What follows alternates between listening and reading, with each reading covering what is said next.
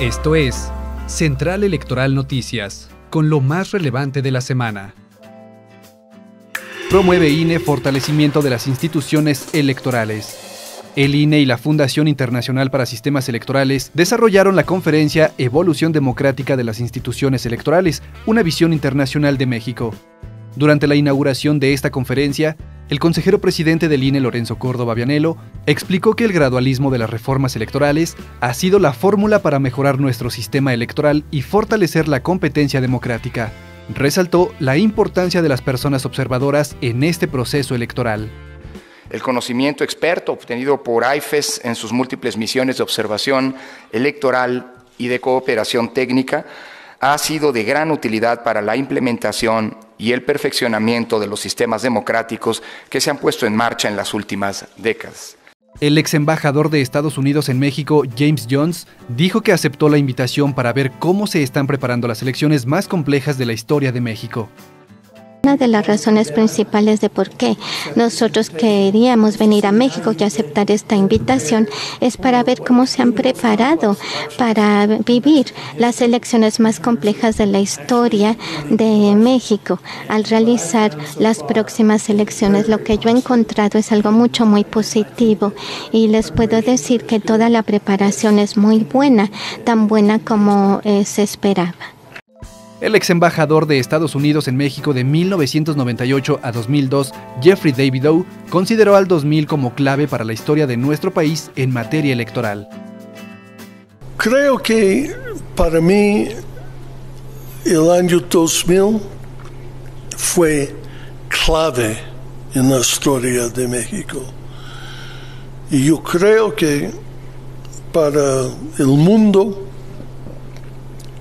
y para los mexicanos, la idea de elecciones libres, justos, fair and free. Este fue el año donde la gran mayoría de mexicanos por fin entendieron que sí se puede en México. Salvador Romero, actual secretario técnico de una misión de observación del proceso electoral mexicano, durante su participación recordó que en este 2018 México consolida el récord en América Latina, pues organiza su 16ª elección presidencial consecutiva, cuyos resultados se decidirán en las casillas.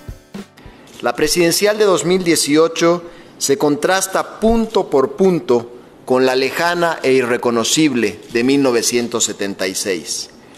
Es competida y abierta, con un resultado incierto que se decidirá en el limpio conteo de las casillas realizada por ciudadanos escogidos al azar. La AIFES es una organización internacional sin fines de lucro con reconocimiento mundial entre la comunidad electoral dedicada a apoyar la construcción, mantenimiento y fortalecimiento de la democracia y cuyas áreas de especialización son administración electoral y educación cívica. El INE dio a conocer que el marcador con el que se marcará el voto en la boleta electoral no se borra. El INE ha llevado a cabo ejercicios en todo el país, incluyendo la sede de las oficinas centrales en la Ciudad de México, en los cuales los medios de comunicación han podido hacer pruebas con boletas de muestra y marcadores electorales.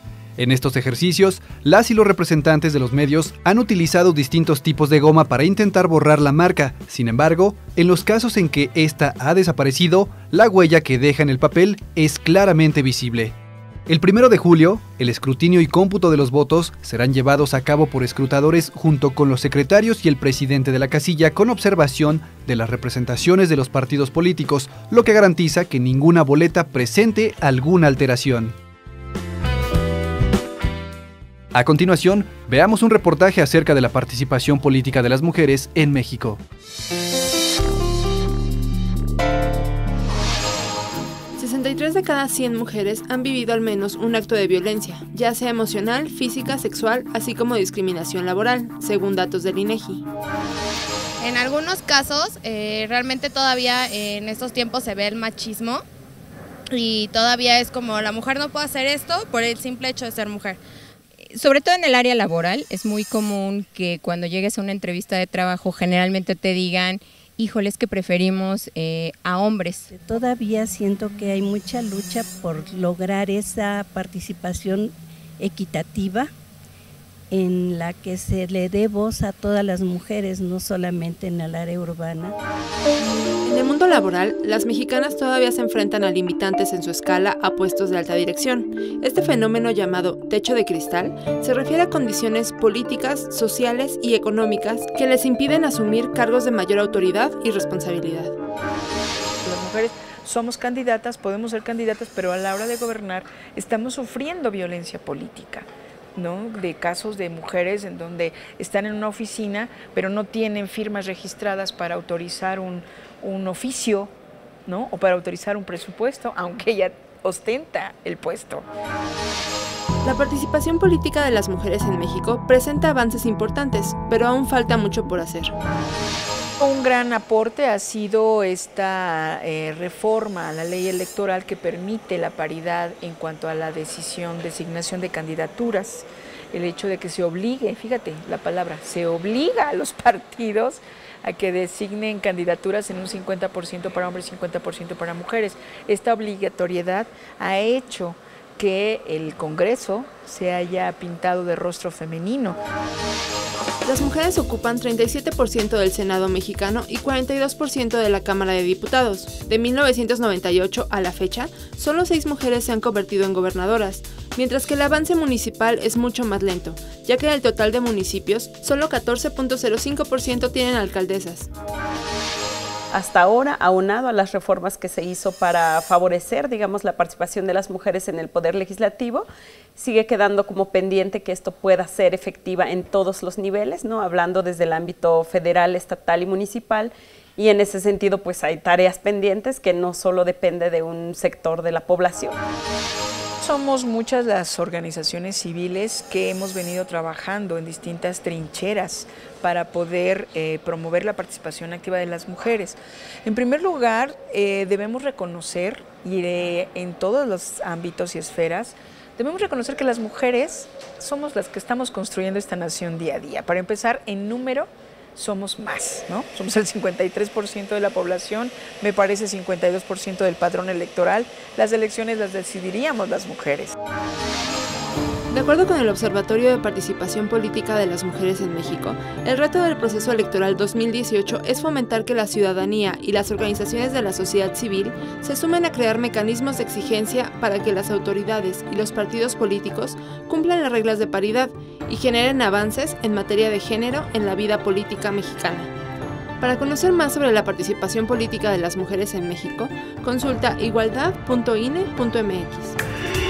La papelería electoral que se utilizará el día de la elección llegó sin contratiempo a los 300 distritos electorales de todo el país.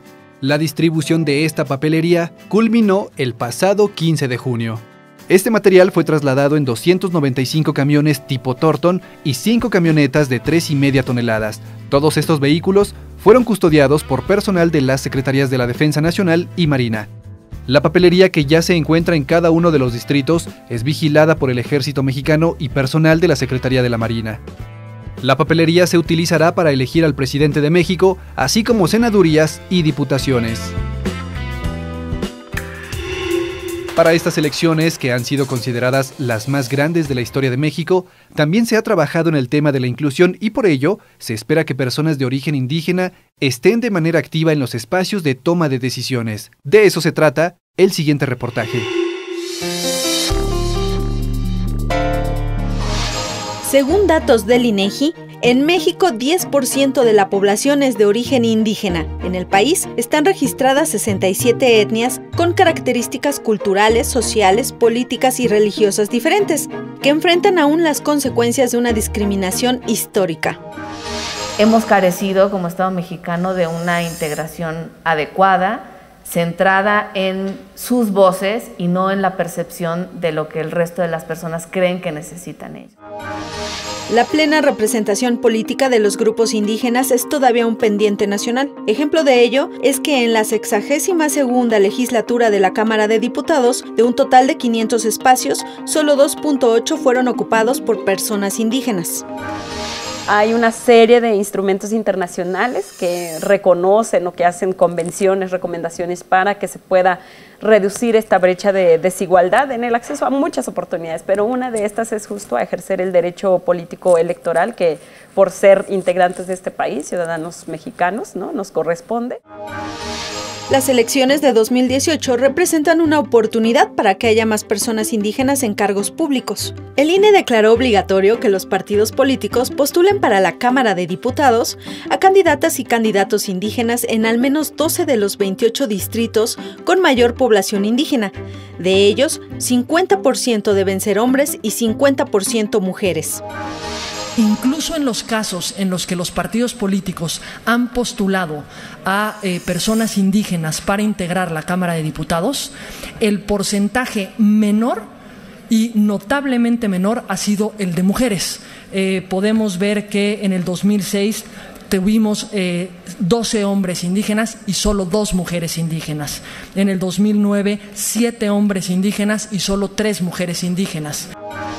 Pese a la inconformidad de los partidos políticos, estos criterios fueron avalados por los consejeros del INE. Si bien esto es un avance en la participación política, especialistas reconocen que aún hay limitantes para que este sector de la población logre ejercer sus derechos. La estructura sigue siendo complicada para garantizar lo que hemos dicho como derechos básicos de los pueblos o de las personas, el derecho a ser consultados, por ejemplo, para el tema del uso de tierras, territorios, recursos naturales, todavía ese derecho como que no está garantizado y no, incluso en esta determinación justo cuántos distritos indígenas sí, no, por qué criterios se definen. Entonces creemos que si por lo menos entra como el mínimo de personas a esos espacios, podrían desde la primera voz ir señalando cuáles son las problemáticas que están afectando a los pueblos y en especial a mujeres indígenas, y creo que lo que está más nombrado es el derecho a la salud. El sistema de cuotas sin duda sería importante para que esas personas, en tanto voceras principales de sus culturas y de su forma de organización y de su forma de autodeterminación, a veces también tuvieran una voz principal, y en este sentido que nadie hable por ellos, sino que ellos tengan la voz y la participación, pero nos equivocaríamos pensando que únicamente con poner una cuota de participación indígena quedaría resuelto un problema que tiene que ver con cómo el resto de las personas que no son indígenas hemos visto y entendido esta situación. Son más de 12 millones de personas indígenas en México, según la encuesta intercensal 2015 del INEGI. El próximo 1 de julio representa la oportunidad para garantizar su participación político-electoral. El reto es hacer de esta jornada el comienzo de su inclusión en los espacios de toma de decisiones de México. Más de 700 observadores extranjeros vigilarán la elección 2018. La elección de este 2018 será una de las más observadas en la historia de México, dijo el consejero presidente del INE, Lorenzo Córdoba Vianello, pues se ha acreditado a más de 700 personas observadoras internacionales de 55 países. De estos 711 visitantes extranjeros que provienen de 55 países, las misiones o las acreditaciones solicitadas de visitantes desde Estados Unidos, que son 94, componen el 13.12%. En 1994, cuando por primera vez se recibieron misiones de observación electoral, de Estados Unidos provino el 68.6% de las acreditaciones, de las solicitudes. Esto quiere decir que la observación internacional se está diversificando de una manera muy importante. Córdoba Vianello dijo que estas elecciones no solo serán las más grandes, sino también las más vigiladas. Esta elección tendrá una observación electoral internacional más grande que las elecciones presidenciales de 2012 y que las elecciones del 2006. Confiamos que se logrará con ello nuestro objetivo de que la elección en curso sea la más vigilada, la más explicada, la más documentada y por ello también la más libre de todas las elecciones que ha organizado nuestro país para disputar los poderes públicos. El Consejo General del INE informó que hasta el 17 de junio, las 2.049 candidaturas de partidos e independientes a la presidencia de la República, diputaciones federales y senadurías registran ingresos por casi 1.800 millones de pesos y gastos por casi 1.600 millones de pesos, así como 88.000 operaciones en el Sistema Integral de Fiscalización. En sesión ordinaria, el presidente de la Comisión de Fiscalización del INE, el consejero Ciro Murayama, desglosó los montos registrados. reportan ingresos por 1.721 millones y gastos por 1.528 millones de pesos. Las campañas que han reportado un mayor monto de recursos ingresados son las que corresponden al Senado de la República y en segundo lugar las de la Presidencia de la República, que además son las que cuentan con el mayor monto de egresos. Hasta el corte que se tiene, aún existen candidatos que no registran sus ingresos y egresos. Si bien las cifras son preliminares, hasta el momento se ha detectado que 452 candidatos no han registrado operaciones en el CIF, de los cuales el 97% corresponden a candidatos que buscan un puesto en el Congreso de la Unión. El consejero Murayama mencionó que también hay un retraso en la carga de ingresos y gastos de los candidatos a la presidencia de la República. Esto fue Central Electoral Noticias. Los esperamos en una semana.